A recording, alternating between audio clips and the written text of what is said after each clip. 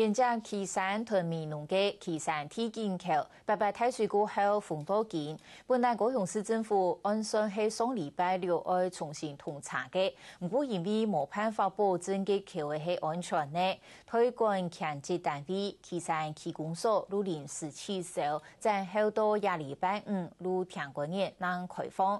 不過高雄市水利局工業處又要做橋嘅減少橋墩嘅作業，開放通項目1日又要過風險。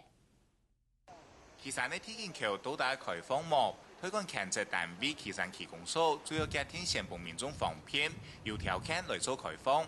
不過因為更加係異規嘅期間，重新開放通查家庭，還係幫當地嘅里長請唔放心。大概早上6點到下午6點，大概原則是這樣。到8月底，禮拜五剛好是5號，就是大概有25天的期程，就是這樣。防汛期的時候，這段時間有時候開放，造成很多的麻煩出來，就是安全上的問題啊。那我們說實在，我們不差那個1個月的時間。颱風來的時間，我發的警報，颱風警報的時候有下大，我們也是都關閉。因為天橋封起來將近2年呢，嗰度橋面因為一條細管係已經壞棄的。旗山區公所表示，為到拜5嘅開放通行，已經請人來做整修。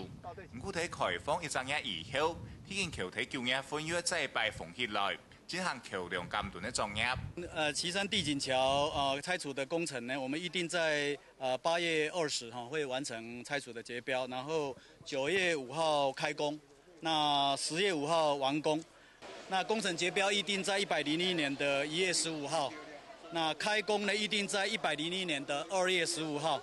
那施工期呢，150工作天。旗山天橋開放冇到1日，要再拜封橋進行改建的工程。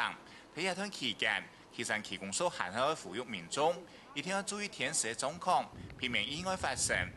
往來旗山同面農兩天嘅居民，希望順利來行天橋，還要再等5日。客家新聞整份子，高雄報道。